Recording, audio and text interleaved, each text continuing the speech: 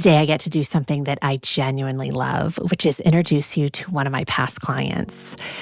Her name is Lindsey Sills, and she agreed to sit down with me last fall and do this interview. So I'm so sorry it's taken me this long to get the interview in front of you, but there's been a lot of pivots in my business this year, and it just is what it is. Welcome to your daily hit of grace and grit, your quick dose of inspiration to kickstart your day. I'm Courtney Townley, and here is today's hit. So let me tell you just a little bit about Lindsey before we get into this interview. She is 62 years old, living in what she describes as the most liberated, powerful, and free chapter of her life. How beautiful is that? She is a public health strategist, a wife of over 40 years, a mother and a brand new grandmother whose grandson, by the sounds of it, is one of the greatest joys of her days. 3 years ago, she and her husband made the bold decision to leave the place they had lived their entire lives and relocate to a small town so they could be present in that grandson's life. A risk, she says, but one that they have not regretted for a single moment. So Lindsey and I worked together through a lot of different seasons of her life. And what I find most remarkable about her story is where she started versus where she stands today. So she came to this work, as so many women do, with a fat loss goal. It was the metric that had dominated her thoughts and her energy for most of her adult life. And what she found through years of consistent practice and real self-inquiry was something that she never anticipated: freedom. Not the freedom of a smaller body, but the freedom of a woman who no longer needs to look outside herself for the answers. Her word for the growth that she's experienced is self-awareness, and I think that you will hear exactly why when she speaks. I always say that this work is not about perfection, right? It's about becoming someone who knows herself well enough to lead herself powerfully. And Lindsey is such a beautiful example of that. And I think you're going to love her. I think you're going to love hearing her speak. So without further ado, I introduce you to Lindsey Sills. Hi, Lindsey. Thanks so much for joining me today. Good afternoon, Courtney. It's a pleasure to be here with you. Oh, it's such a pleasure to be with you. I always enjoy my time with you. We've worked together on and off for several years now, and we'll get into that. But I wanted to start this episode today with a little slice of an email that you sent me a while ago, because I think it really speaks volumes to where you are now versus maybe where you were when you first started working with me. So this is from an email that you sent. At this moment in my life, I feel that I have finally shed the snake skin or emerged from my chrysalis and feel liberated, powerful, and free with most of my adult life, considering that my priority for my health was always weight loss. This one metric of my health dominated my life. Now, it no longer holds me back or has the power over my thoughts that it once did. I think so many listeners can relate to that because so many women have been in that space. So can you tell us more, about the space that you wrote that from? As I said, it did dominate so much of my life, and I absolutely believed that it always would. And even when I started working with you in the early days, ploughing through the consistency code, doing the coaching calls, I still felt that it would always be that one thing that I never controlled. And then somehow or other, working through daily, as you say, consistently, just working through the exercises, living, following the journal, sort of doing all the day-to-day things that I know are the basics of it, it just changed. And it really changed. So the one metric was what the scale said. Yeah, I'll still use it, and it's still valid for me. Sure.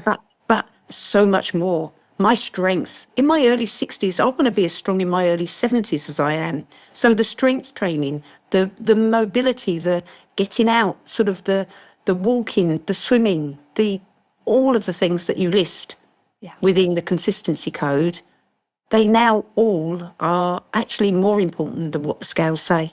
Yeah. And that's where I'm at.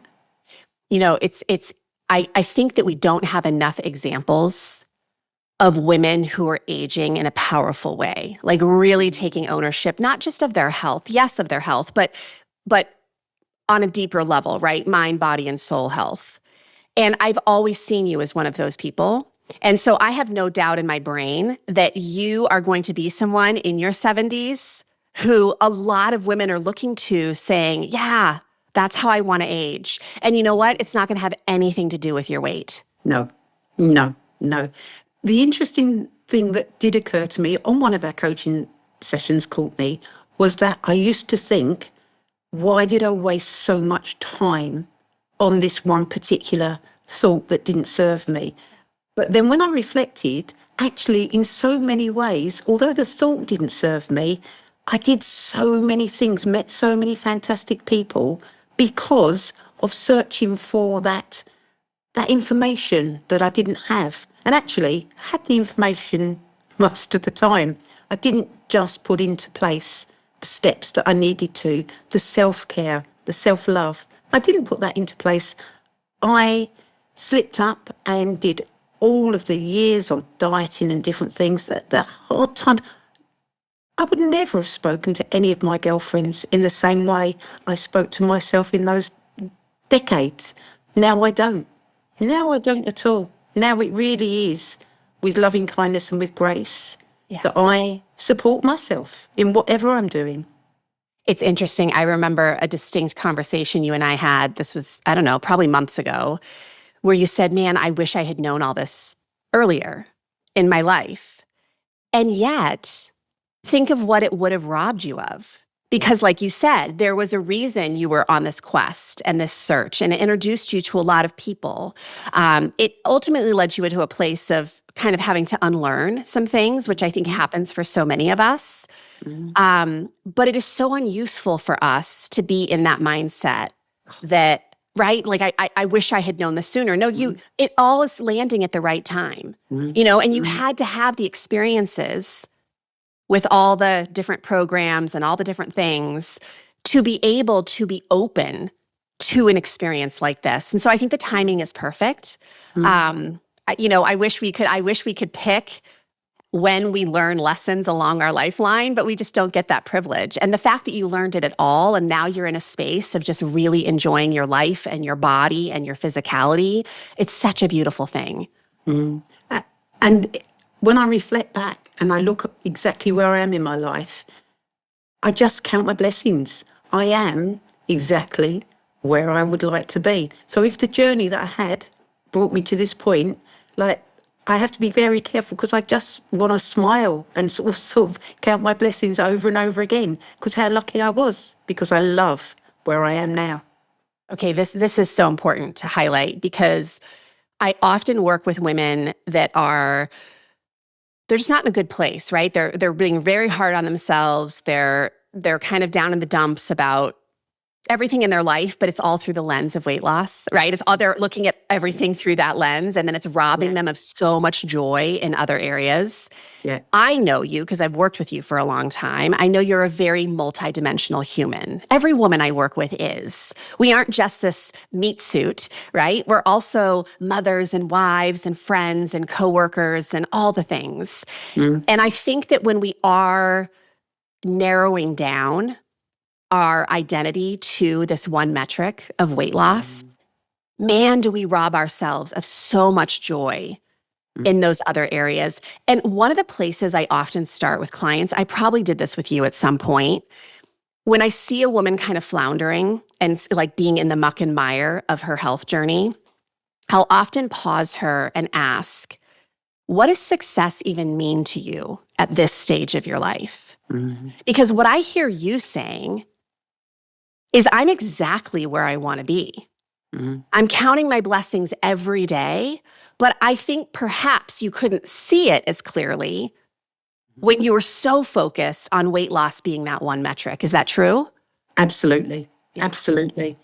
And then you learn the lessons, and the lessons are that there are so many other things that I am, that who I am, that are meaningful to me. So when I learned that lesson, it just opened. It was like a opening. Just fabulous. Absolutely fabulous. And as I say, I have to be careful now because I feel that beautiful sense of feeling that buzzes in my tummy that I think all people might think are a bit weird. But it is. It is. Because there was a lot of times, I'm smiling now, but during those decades, there was a lot of times where I was really not very nice to myself. I really was unhappy. And as you just said, people get caught up in that negativity and only can then see the negativity. Whereas I don't have that now. And I never believed that would exist. And it does. And nothing's changed. So I'm still with the same husband. I'm still in the same family. I'm still working in the same arena. So nothing radically has changed. Like sort of no new relationship, no new job, no sort of nothing on the outside. It is all on the inside, and how I look after myself, how I give myself grace. And boy, do I give myself grace nowadays. Absolutely. Also, I think you allow yourself to feel good. And I've had this conversation so many times this week where I have asked clients, how good are you at allowing yourself to feel good? Because so often we are surrounded by blessings and life is going swimmingly well in so many different ways. And yet, because of this one metric, right, or this one area, or because of the way that our body looks on the outside, it's like we deny ourselves that joy.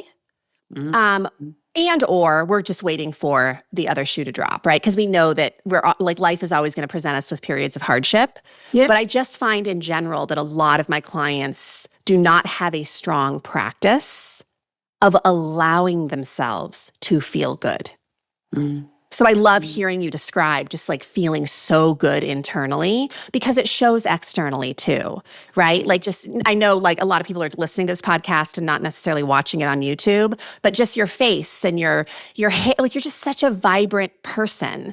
And that is an extension, I think, of the work that you've done internally.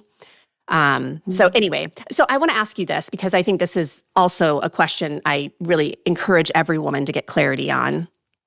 What does health mean to you at this age and stage of your life? Gosh, I would say health means to me being able to daily live my best life. In every element, whether that's growth, whether that's movement, whether that's friendship, whether that's relationships, the love of my family. Health means being in the right space to be able to get every single day my best times, best life. Yeah. So it's so simple and so potent. I love it.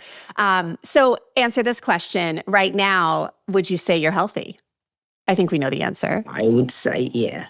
And that health is still that same metric. Nothing's changed. I'm still someone who carries a little bit of extra weight. Yeah. And so what? I'm still someone that gets up, goes to the gym, does strength training, does my outdoor swimming, I still manage to get out and listen to fabulous podcasts, audiobooks, like walking every day. So, and making sure that all of the other things that we know we need, the nutrition, the good sleep, the hydration, all of those things, that's important to me every single day. Yeah. It's almost baseline for you now. Like, Yeah. you know that those are things that I always call them the anchors, but they're the things that just help you to show up, to have the capacity to live your best life, right? You're not reactive. You're living in a space of proactivity. Yeah. So yeah, it's really well said. And at times, curveballs come in, and they do. That's reality. And at times, I slip.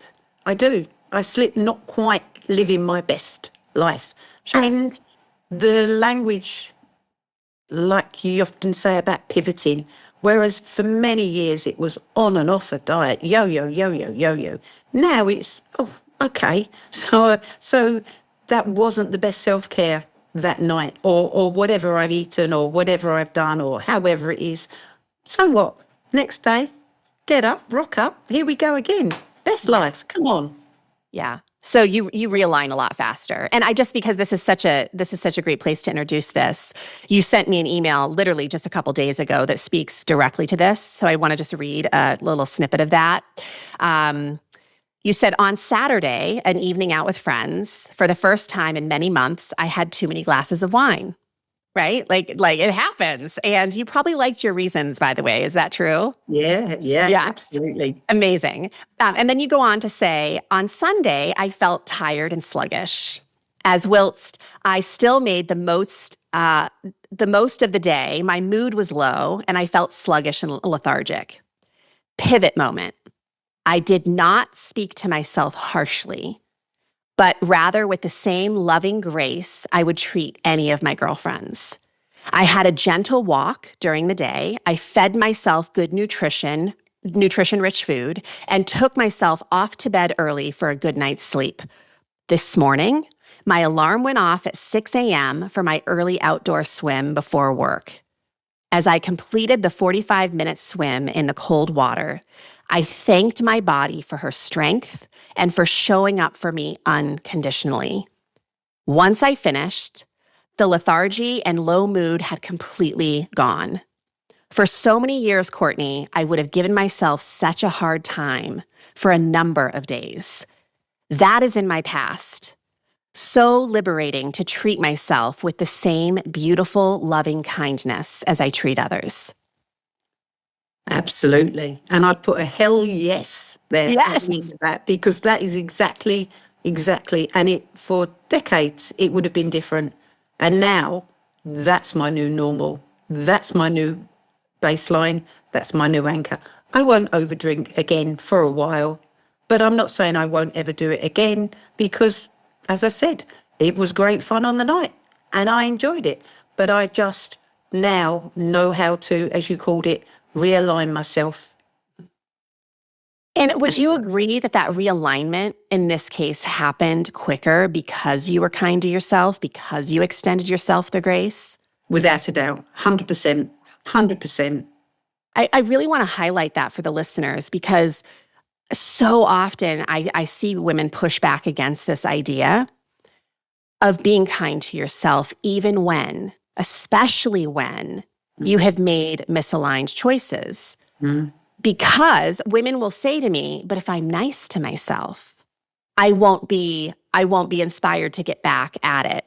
And it's like, well, no, we're talking about true, authentic consideration for yourself. And if it really comes from that place, of course you're going to realign because you don't want to feel like hell and you don't want to feel lethargic and sluggish.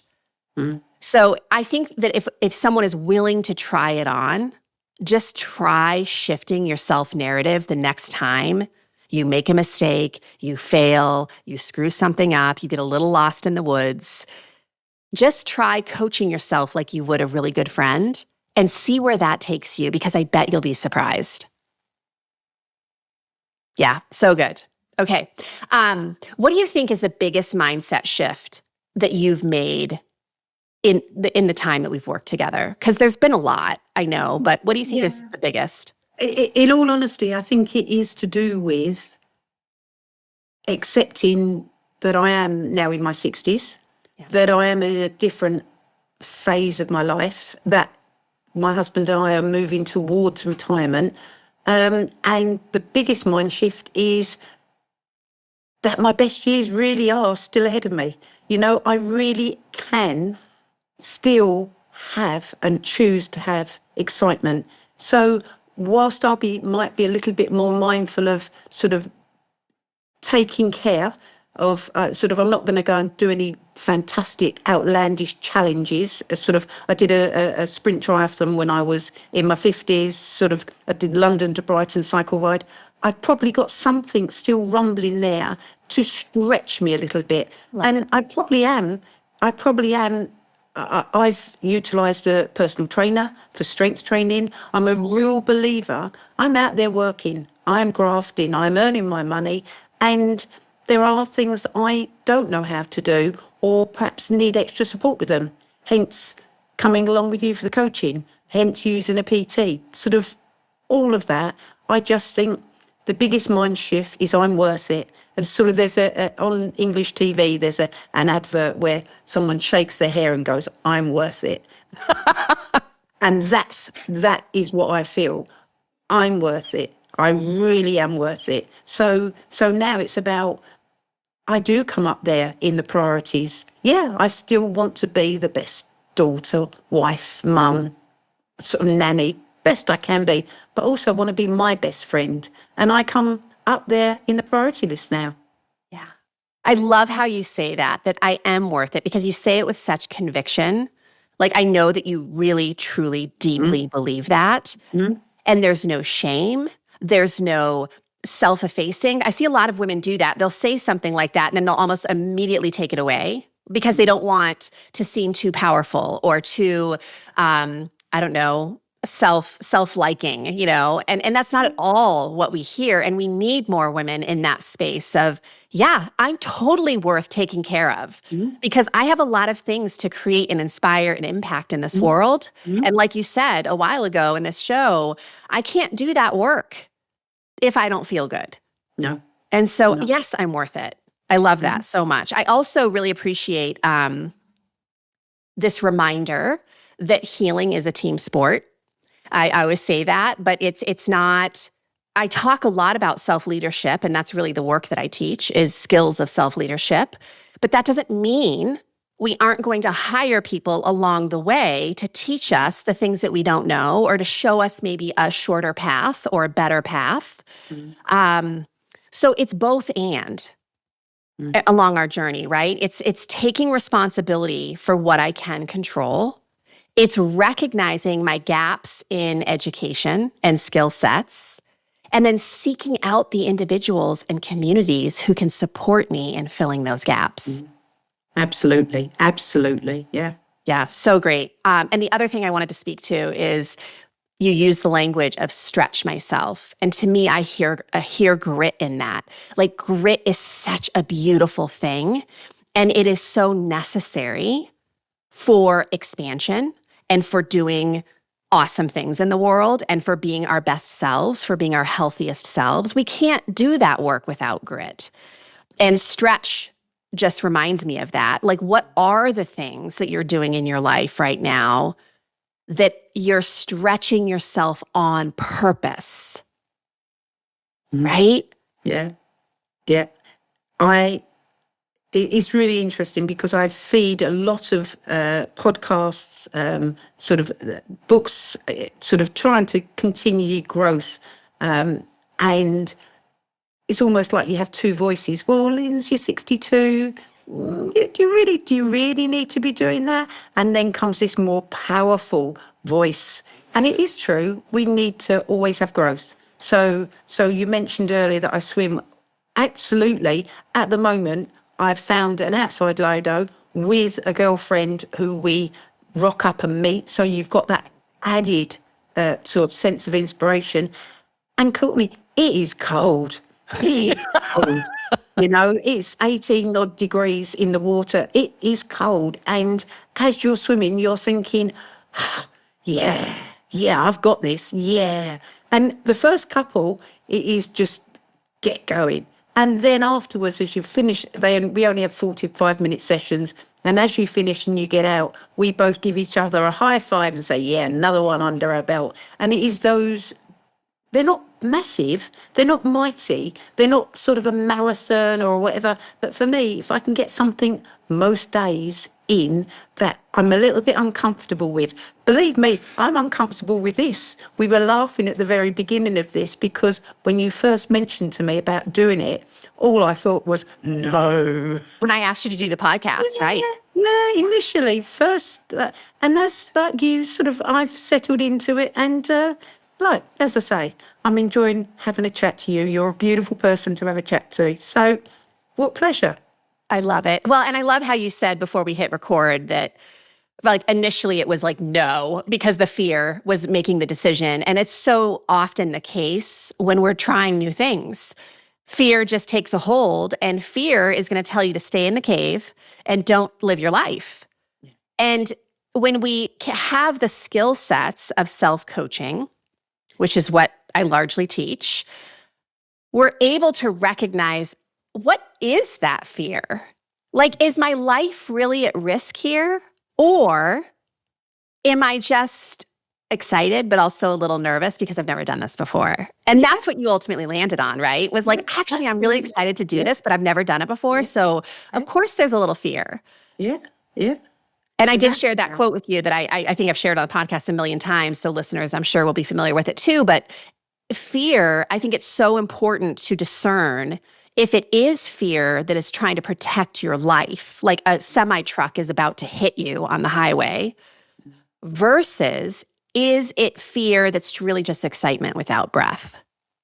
And so much of our life, we are misinterpreting fear of losing our life with the fear that really is just excitement in disguise. Yeah, And it's just new. absolutely. So I love that you said yes to this. And I'm sure listeners are going to feel the same way because of what you're sharing. And I'm sure they're nodding their heads like, oh, yes, I've been there. I know this. And that is right why we do this.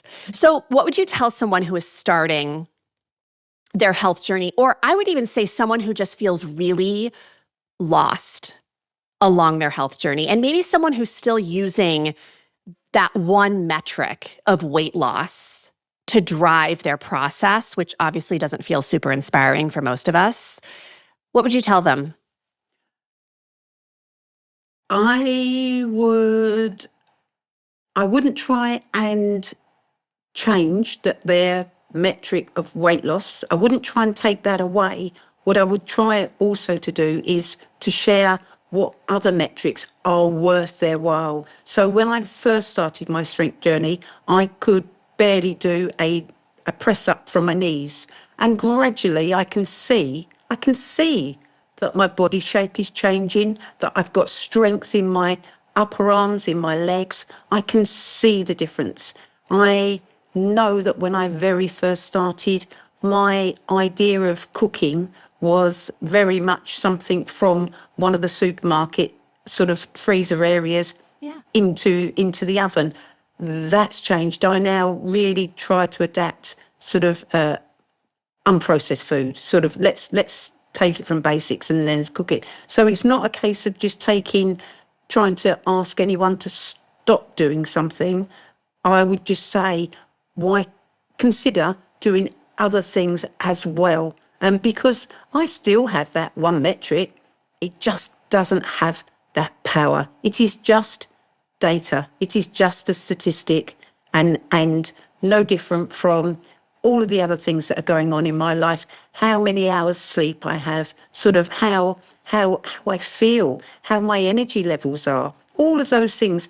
It's all data and it's all metric. And I would just keep looking at what other things bring great health and just add them in. Does that make sense, Courtney? It makes total sense. And it's so important. It's so important to have multiple metrics of success, because it's just true that along your health journey, you are going to have certain metrics that you're tracking that aren't moving for a period of time. That's the way of it. But if we're looking at other metrics as well, we don't get deflated so easily, right? We can still acknowledge that goodness is happening and this is worth pursuing. And when we keep pursuing, ultimately what happens is those other metrics start moving.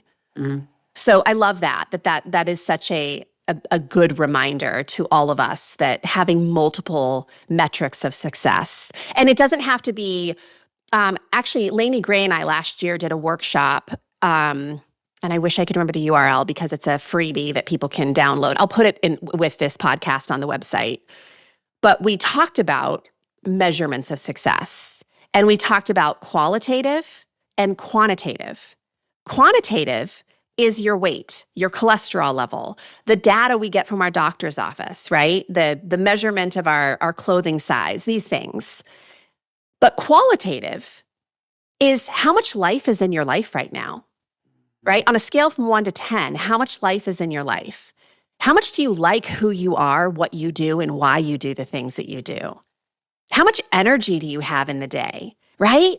Like these are just as important of questions as the quantitative. But man, we tend to focus on the metrics and rob ourselves of all the goodness that's happening in other places and spaces. So again, it's both and. Absolutely. Absolutely. Yeah. So good. Okay. So how has being part of a community like Rumble and Rise, and sort of growing alongside of other women in that community impacted other areas of your life? Like, and also what the skill sets have you learned, but how has it carried over from just being about improving health to improving the quality of your relationships, improving the enjoyment of work, things of that nature? Like, how has the work that you've done in this space expanded into other areas? I think one of the biggest gains there is in relationships, whether it's with my husband, with colleagues, with girlfriends, whatever. So the lessons that I've learned working in the coaching calls and working with others is able to translate into other areas of my life. I've been able to look and reflect and I think differently because I've learnt to think differently. I have numerous post-it notes posted around my work desk around things like small things like where your focus goes, your energy goes. So I know absolutely in a day, where am I putting my focus? Because that's where my energy goes. And as I've said to you a few times, sometimes I'm aware that too much of it goes into work. And if I put too much into work, then what's left, the bandwidth I've got left, isn't really fair to my husband. So, that's something I've learned. But as I listen on the coaching calls, when we've done sort of various different showing up for 21 days, etc., the lessons other people have had is a really good affirmation or sort of reminder to myself of how we can think differently. And when we think differently, we feel differently and we act differently. So they're lessons learned. And it's been a constant, Courtney, for, as I say, I think probably about 3 years. I hear in that when you're in community with people who are sort of in a similar pursuit, we borrow their beliefs, right? And we need to borrow beliefs. That's what coaching is, right? Like I'm giving my client a lot of beliefs to borrow until those beliefs become just a part of their own thinking. And that has to happen because, we know that kids co-regulate. Like kids kind of adopt the attitude, the beliefs, the energy of the people they're around. Well, as adults, we don't stop doing that. So it's really important you get very discerning about the spaces and places and people that you spend time around. So being in community, whatever that community is for you, because there's a million communities out there to be a part of, but the value is that it can normalize hardship. You're not the only person going through this, not by a long shot. And when you hear another woman sort of coaching herself and sharing with the group how she's moving through a hardship, it's like we almost cling to those and we adopt those and borrow those beliefs to practice in our own life. Yeah. And to add on to that, when you see people rumbling and finding solutions to those rumblings and rising out the other side, cheerleaders for females, sort of, I just think it's fabulous. I just think it's one of those absolute beautiful gifts. And thankfully, I'm surrounded by a few communities where there are people there that when I'm rumbling with something, I do step in and say, I've got a bit of a challenge here, a bit of a curveball. You talk it through, come out the other side. And often, there's a quote you use a lot about releasing beliefs that no longer serve you. And if I remember that when I'm caught in some way of not really being my authentic self, looking at what the belief is underlying, and then doing a pivot and thinking, actually, what is the fact?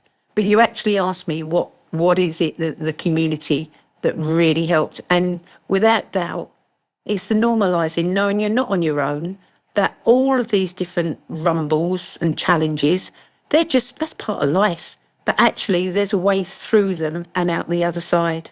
Yeah. And there is no point. I think this is so important to not overlook. There is no point in life where we just become rumbleless, where we no longer have challenges, No. where things no longer feel hard.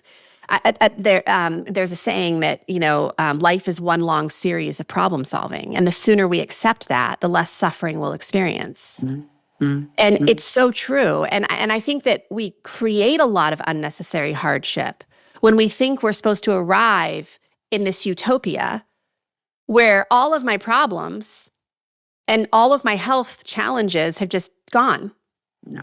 I don't know anyone who's ever arrived in a place like that. And so it's just ongoing work for as long as you have breath in your lungs. And when you're surrounded by the right people, be it friends at the swimming pool or coworkers who understand a problem better than you do, or health communities, I think it just makes the commitment to our own healing and the pursuit of continued health a lot more grace-filled. Absolutely. Absolutely. So if you had to summarize your growth over these past few years into maybe one phrase or one idea, what would it be? Oh, gosh, Courtney, there is so much learning to summarize it into just one caption. It'd be something probably like, it's been a journey and it's been worth the ride, and the best is yet to come. Seriously, because that's what I do believe. I do believe it. And I hope that you always have that belief. I mean, literally until you're well into your 90s or Thank you. Thank your you. hundreds, truly, because otherwise, what's the point? When we lose that excitement for life and that hope and that a quest for leaning into possibility, like I just think that it's things just start to deplete when we lose that spark. So I love that you definitely believe that the best is yet to come, because I certainly believe that for you. I believe that for all my clients. What else do you want listeners to know? Just in closing, is there anything else you want to share? I think we've covered so much, Courtney. I'm so grateful and so thankful I've had that shift in belief, in perspective, but it didn't come easy. So anyone who's still rumbling with whether this pathway, whether this way of thinking differently, not focusing on one metrics, is it worth it? I would say hold on really tight, keep doing the daily practices that we know what works. We know all of the different things. You cover it all in your new book, thankfully. We know what to do, but just do small gains every day and be consistent and hold on tight, because it is so worth it. And we are so worth it. Yeah. Is that okay? I love that. It's so beautiful. It's so beautiful. And I love that you're ending on that note, because the rumble is, I think, where the magic happens, right? That willingness to rumble and the willingness to not have it all figured out, but still take action anyway. I mean, that is the name of the game. And I know we are conditioned largely by culture, by our the households we were raised in, all the things, sometimes to believe that we're supposed to have it all figured out. It's supposed to be a linear path. I'm not supposed to be making mistakes at this stage of my life. Well, who says? Like, that's craziness. And so giving ourselves permission to be messy as we sort out new ways of being, it's the ultimate self-care and self-honoring, is giving ourselves that gift. permission. And it's a gift. Every day is a gift. Yeah. I keep stressing to my son lately, we've had so many conversations about this. Like, there is no epic lesson I have learned in my life without hardship. Absolutely. Without struggling, without the rumble. And so as much as we would love to avoid it, there is so much gold within it. And so keep rumbling forever and always. And yeah, I just thank you so much for doing this with me and for leaning into that discomfort, because it doesn't just grow you, it also helps, right? It makes an impact. It helps other people too. And I've long been a believer that improving our health, of course, isn't just about us. It is about us, but it's about our ability to go out and serve and create and do all the amazing things that just help the world be a better place. It's those ripples. When we're in Yes. that beautiful state, it ripples out and it is all encompassing. And if I could reach across this camera, Courtney, and give you a great big hug to say with my whole heart, thank you so much. You really have made a difference in my life. Big time. Thank you. Well, what a blessing for me to cross paths with you. And I truly believe we will meet in the flesh someday, whether that's me coming to the UK or who knows where we're going to bump into each other. But Wow. yeah. I feel a challenge coming on there. Yes, right? Yeah. I love it. Thank you so much. And I'm sure we will be seeing each other again soon. Thank you, Courtney. If this stirred something inside of you, imagine what a whole book of clarity and courage could ignite. The Consistency Code, a midlife woman's guide to deep health and happiness, goes even deeper into the mindset and practices that create real, meaningful change at midlife. Grab your copy today over at theconsistencycode.com and keep the momentum alive.